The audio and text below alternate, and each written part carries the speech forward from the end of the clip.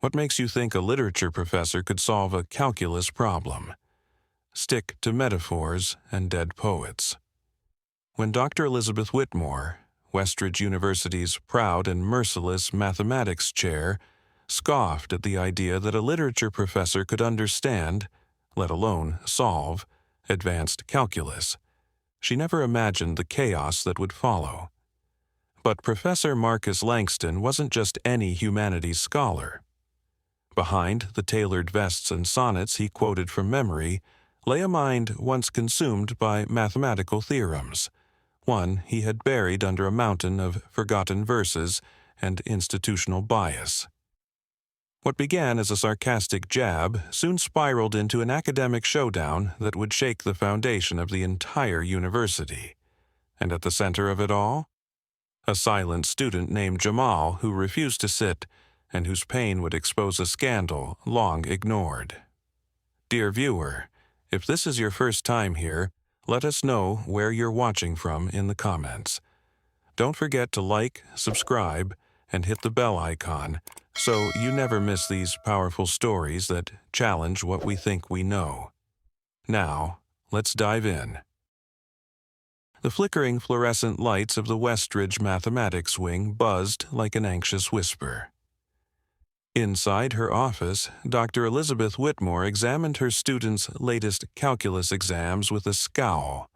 Her blonde hair was pulled tight into a bun so sharp it mirrored her personality. She circled errors with swift, disdainful strokes of her red pen. "Sloppy thinking," she muttered. "Soft minds. Another generation of mediocrity." On the door was her title, Doctor. Elizabeth Whitmore, Chair, Department of Mathematics. The wall behind her desk was a shrine of cold intellectualism. 3 prestigious math awards, framed letters from Ivy League mentors, and equations etched onto glass panels.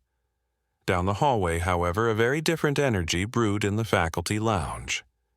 It was Monday, the weekly coffee hour, and for once the humanities department had reason to smile. A new hire had arrived. "Elizabeth, have you met the new English department guy?" asked Dr. Peterson from physics, sipping lukewarm coffee. She raised an eyebrow. "English? They still hire for that?" A few polite chuckles followed. "Marcus Langston," Peterson added, "came from Emory, specializes in African American literary philosophy and the logic of poetic reasoning." "Poetic reasoning?" Elizabeth scoffed. "The only logic worth teaching is formal logic. The rest is decoration." Just then, a tall man stepped into the lounge.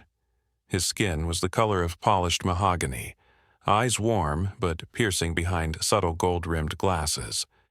His presence was calm, deliberate, like a line of verse with a hidden rhythm.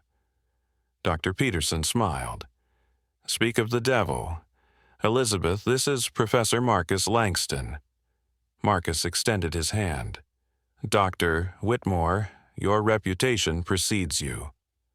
She shook his hand with the stiffness of someone holding something unpleasant. "I understand you're from literature?" "Yes, I study the architecture of thought through narrative, metaphor, and cultural memory." She sipped her coffee. "Well, I suppose every department needs electives." More laughter. Marcus only smiled, but a small flicker behind his eyes betrayed the weight of such dismissals. He'd heard them all his life. Still, he nodded courteously. "It's nice to meet you, Dr. Whitmore." As she turned to leave, she tossed over her shoulder. "I have a multivariable calculus lecture to prepare. Real knowledge." Peterson leaned in after she'd gone. "Don't mind her. She thinks anything not quantified is a waste of time." "I've met her type before," Marcus said softly, his gaze following her departure. "But sometimes the most rigid minds crack under the weight of their own assumptions." The faculty conference room at Westridge was abuzz with post-summer energy. Department heads clustered in tight circles, STEM on one side, humanities on the other, like rival kingdoms under one uneasy truce. Professor Marcus Langston took a seat near the middle, his leather-bound notebook open to a crisp new page. The poetry of preparation mattered to him, structure in chaos, verse in noise. As he reviewed his department's agenda, the room quieted. Dr. Elizabeth Whitmore had arrived. Her entrance was wordless but powerful. She didn't just walk in, she claimed the space. People shifted, made way, straightened their postures. "Is this seat taken?" she asked curtly, eyeing the empty chair beside Marcus. Before he could respond, the young adjunct occupying it gathered his belongings and fled to another row. "Not anymore," Marcus murmured with a smile. Elizabeth sat down, arranging her papers with symmetrical perfection. She glanced sideways at Marcus's notebook, eyebrows twitching at the elegant handwriting and the unexpected quote on the margin. "Logic is the grammar of the universe. Poetry is its meaning." Langston Hughes. She sniffed softly. "First faculty meeting at Westridge?" "First, yes, but not my first academic battlefield," Marcus replied with quiet humor. Elizabeth's lips twitched, almost a smile, but not quite. "A word of advice. These meetings are more efficient when departments avoid wasting time on performative concerns." Her eyes swept across the humanities faculty, and the implication hung in the air. Before Marcus could respond, Dean Harrington banged his gavel. "Let's begin. Today's main discussion. Cross-disciplinary initiatives. Dr. Whitmore, I believe your department has a proposal." Elizabeth stood, passing around neatly bound copies. "Yes, mathematics proposes integrating quantitative reasoning modules into select non-STEM majors. Economics, psychology, and possibly humanities." A beat of silence. "We believe these students would benefit from exposure to higher-order numerical analysis," she continued. "A few literary metaphors won't help anyone build a bridge or analyze a data set." The jab was clear. Marcus flipped through the document, his expression unreadable. When she finished, he cleared his throat. "Thank you, Professor Whitmore. An impressive outline. I wonder, have you considered making this truly interdisciplinary by including narrative logic in mathematical education?" Elizabeth froze. "Narrative? Logic? Stories are how the human brain contextualizes information. Even in mathematics, history shows us that concepts evolve through narrative, through philosophical conflict, social application, even mythology. If you teach calculus without story, you're teaching scaffolding without foundation." She responded coolly. "Mathematics exists outside of culture. 2 + 2 = 4 regardless of your story." "Actually," Marcus replied softly, "even how we write that equation is a product of cultural development. The symbols, the logic trees, they're linguistic inventions shaped by centuries of human adaptation." A soft murmur of interest buzzed through the humanities section. Elizabeth's voice sharpened. "Shall we stick to the agenda, unless someone has a substantive addition?" The meeting moved on, but the tension lingered. Later that day, in Marcus's Poetics of Resistance class, students discussed metaphor and literature when Marcus noticed Jamal, a quiet sophomore, shifting uncomfortably near the back wall, standing, despite available seats. After class, Marcus approached him gently. "Jamal, can I ask, why don't you sit during lecture?" The young man hesitated, avoiding eye contact. "Back pain? Medical?" Jamal's voice dropped. "Professor Whitmore, last week. I got called to the board for a problem. Couldn't solve it fast enough. She said I was wasting her time, then struck me on the back with her laser pointer." Marcus felt his stomach drop. "She said, maybe that'll sharpen your reflexes. I didn't want to report it. I need the class to graduate." Jamal. Marcus exhaled slowly, fists clenched behind his back. That is not okay. She's powerful. If I make noise— You're not making noise, Marcus said gently. You're telling the truth, and no truth is too quiet to matter. Jamal's eyes shimmered. Marcus rested a hand on his shoulder. We'll find a way through. I've got a few tricks left from my math days. The student blinked. You know math? Marcus only smiled. Better than she thinks. Elizabeth Whitmore walked briskly through the halls of Westridge, her heels clicking like a metronome. Her schedule was airtight, her life rigid by design. But something that morning had disrupted her algorithm. Jamal Williams. He had missed class for the third time. And when Elizabeth reviewed attendance logs and security footage, she noticed something infuriating. He had been seen entering Professor Langston's office during calculus hours. Without knocking, she marched into the literature wing, her presence like static in the air. Marcus looked up from a stack of essays. "Dr. Whitmore," he said evenly, "what brings you to the land of metaphors?" Her tone was clipped. "Jamal Williams. He's missed 3 classes. He's been in your office." Marcus folded his hands. "He's consulting with me on an independent reading project during my class?" "I wasn't aware of a scheduling overlap," Marcus replied, though his tone suggested otherwise. Elizabeth's jaw tightened. "Are you encouraging him to skip calculus for poetry?" "I'm encouraging him to heal." She blinked. "Excuse me?" "He's afraid to attend your class," Marcus said calmly. "He hasn't been able to sit comfortably for weeks." Preposterous. "He told me what happened, about the pointer, about what you said." Elizabeth's lips thinned. "Some students lack fortitude. A little pressure helps weed out the vulnerable," Marcus interjected. "Is that your educational philosophy?" Outside, faculty had begun to slow their steps. 2 English professors hovered by a bulletin board, pretending to read. "This is an overreach," Elizabeth hissed. "What happens in my classroom affects our students," Marcus replied. "What happens to them outside of it is my concern, too. You're undermining standards, and you're harming a student." Their eyes locked. Logic versus empathy, pride versus principle. For a moment, neither moved. Then Marcus said, "Jamal is brilliant, but brilliance doesn't thrive in fear." Elizabeth stepped closer. "Perhaps you'd care to prove that brilliance solves equations." Marcus didn't blink.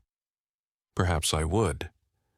By that evening, the faculty lounge was electric. She challenged him to a live calculus problem in the lecture hall in front of everyone. A lit professor solving multivariable equations? This I've got to see. Elizabeth leaned into the whispers. She wanted them, needed them. Let the university watch her crush this arrogant interloper with logic and Lagrange.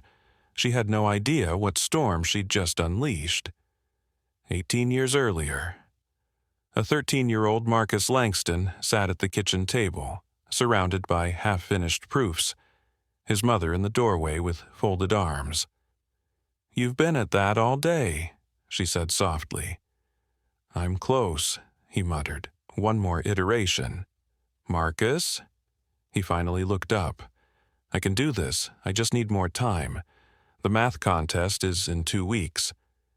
She crossed the room, placing a worn envelope on the table. "Your coach called. They need proof you did your own work. Said your score was suspicious." Marcus didn't flinch. "Because I'm black?" She didn't answer. She didn't have to. He looked back at his equations. "Then I'll win it again. And again, until they can't ignore me." His mother knelt beside him. "Just don't lose who you are in proving who you can be."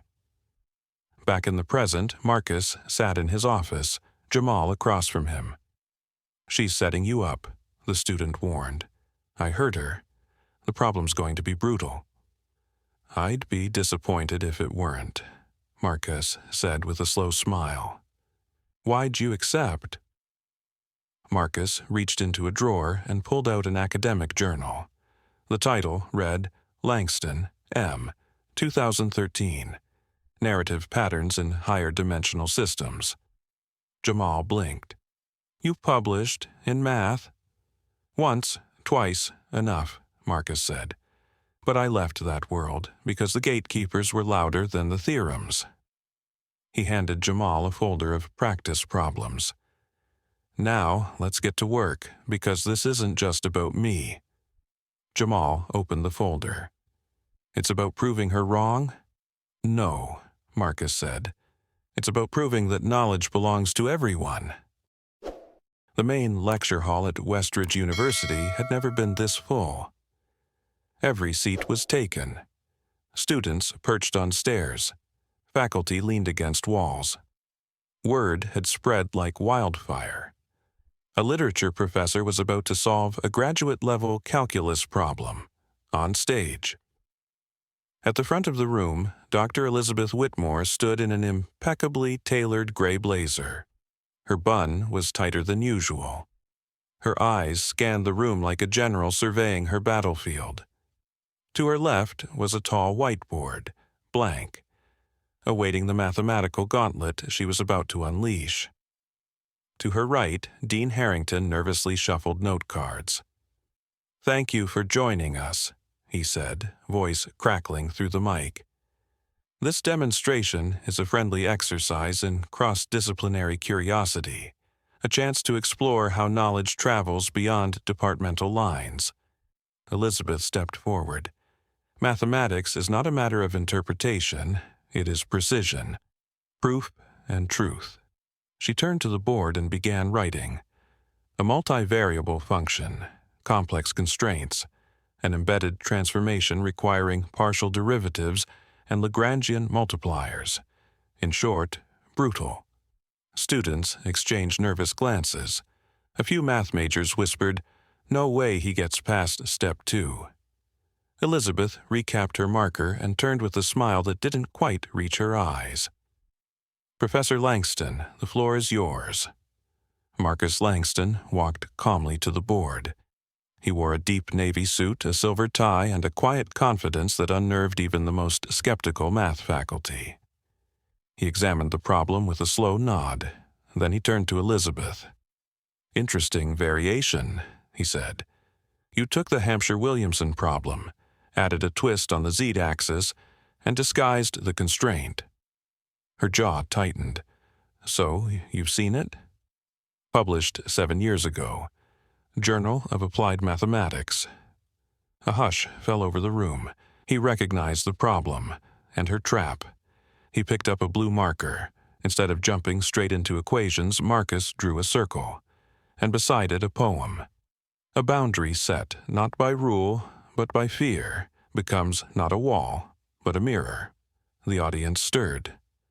"Mathematics," Marcus began, "like poetry, reveals truth through structure. But structure does not preclude creativity." He erased the poem and began redefining the variables, transforming the problem. Not standard, not textbook. One professor from math whispered, "What is he doing?" Elizabeth leaned forward, suspicious. Marcus continued with calm precision. He introduced a new parameter, a substitution drawn from an obscure method developed by a 19th century black mathematician whose work had never been formally recognized. 20 minutes passed. Then 30. At minute 37, Marcus circled a final expression. He stepped back. "The function reaches its optimal value at these coordinates." Silence. Dean Harrington blinked. "Is that correct?" Elizabeth stepped forward. Her eyes scanned every line, every substitution, every derivative. She checked, rechecked, then finally, "The solution is correct." The room erupted. Some clapped, some gasped, some simply stared. Jamal, watching from the back, stood frozen, His eyes were wet. Elizabeth remained by the board. Her hands clenched at her sides. The humiliation she'd planned had flipped. And worse, she wasn't angry, she was curious. Your substitution, where did you learn that technique? Marcus looked at her. Not triumphant, not smug, just open. From a forgotten man whose contributions were lost between pages of someone else's glory. The math department was silent. The English faculty looked stunned. Students started filming. This wasn't just a math lesson. This was history, justice, and brilliance on display. The room had quieted. What began as a challenge had become a revelation. Students still whispered, but now it wasn't mockery. It was awe. Dean Harrington stepped to the microphone, his voice slightly shaken. That was remarkable. Let us remember, knowledge does not belong to departments. It belongs to humanity. He gestured toward the crowd. Are there any questions? From the back of the hall, a voice called out, I have one. All heads turned. Jamal Williams stood, his posture uncertain but his voice clear. Professor Langston, can you explain why you approached the problem that way? Why didn't you use the standard method? Marcus smiled. A brilliant question. He turned back to the whiteboard and gently tapped the substitution step. This isn't standard, because I wasn't taught this in class. I discovered it. Or rather, rediscovered it. This technique comes from a mathematician named Elijah Carter, born in 1863. He worked in isolation because no university would accept him. He looked across the hall. Carter's notebooks were ignored for a century. I found them buried in an archive in Georgia. And what I saw was not only mathematically sound, it was beautiful. A pause. Too often, we assume rigor means conformity, but history shows us that innovation lives on the edge, in silence, in exile, in forgotten margins. Elizabeth stood frozen. She stared at the board like it had betrayed her. Later that evening, Marcus sat in his office, the lecture hall long emptied. He expected solitude. Instead, Elizabeth Whitmore stood in his doorway, no blazer, no bun. Just a woman, suddenly uncertain of the rules she'd lived by for decades. May I come in? She asked softly. Marcus gestured to the chair. She didn't sit. Instead, she walked to his bookshelf, paused, pulled out a dusty blue volume. Banished brilliance, forgotten black mathematicians of the 19th century. You knew I'd challenge you, she said. I hoped you would, Marcus replied. Some lessons need an audience. She looked at the cover. I never learned any of these names. That's the point. Silence again, then she whispered, I owe Jamal an apology. You owe him a classroom where he's not afraid. She nodded. I used to think math was neutral, pure. But now, I wonder what we've lost by pretending our formulas float above history. Marcus offered a gentle smile. Purity is a myth, Elizabeth. Even numbers have parents. 1 week later, Elizabeth surprised her entire department. She walked into class, wrote Elijah Carter on the board, and spent 15 minutes lecturing on the man's contributions before beginning the day's calculus lesson. Jamal sat near the front. When she invited him to solve a problem, he hesitated. She said, Take your time. There's more than one path to a solution. And he solved it. Perfectly. 1 year later, Westridge University was different.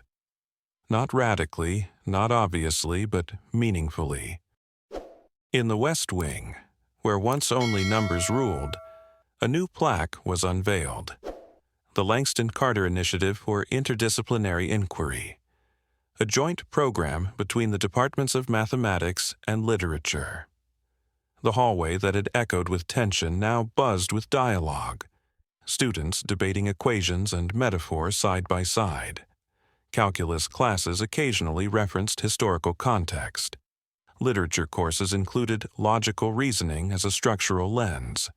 And at the center of this academic evolution, two unlikely allies. Dean Elizabeth Whitmore, now holding a new title, Dean of Integrated STEM Humanities Education, stood at the front of the orientation auditorium. Her tone was still commanding, but the sharp edge had softened. "Some of you come here thinking you know exactly what you'll study," she told the incoming class. "But if I can offer one lesson, it's this. Let yourself be surprised." She paused, scanning the audience. Sometimes the most rigorous ideas are hidden in unexpected places, and sometimes the sharpest minds wear unexpected robes. In the crowd sat Marcus Langston, now a tenured dual faculty member. Beside him, Jamal Williams, now a senior, took notes. "Heard you're giving a guest lecture in differential equations next semester," Marcus whispered. Jamal grinned, "with a historical epigraph on every worksheet." Marcus chuckled, "Poetry in motion." After the ceremony, students gathered near the courtyard. Some asked for photos with Marcus. Others approached Elizabeth with curiosity, not fear. A group of students asked if she really gave a lecture comparing iambic pentameter to Fourier series. "I did," she said, "and surprisingly, they both have rhythm." Marcus stepped beside her. "See, you're a literary thinker now." Elizabeth rolled her eyes. "Don't push your luck." Then she added, quietly, "Thank you. Not for what you proved on that board, but for what you helped me unlearn." He nodded. As the two professors stood watching their students, diverse, eager, brimming with potential, they understood something profound. They hadn't just won an argument. They had rewritten the equation. Challenge plus respect equals transformation. It worked across disciplines, across backgrounds, across the invisible walls we build between each other's truths. And in that truth, they found something worthy of being called education. What do you think? Should we stop judging someone's intelligence by their title or degree? Have you ever seen brilliance hidden behind bias? Share your thoughts in the comments below. And if this story moved you or made you think differently, help us hit our first 1,000 subscribers by tapping that like, subscribe, and the bell icon. Your support means the world. Love,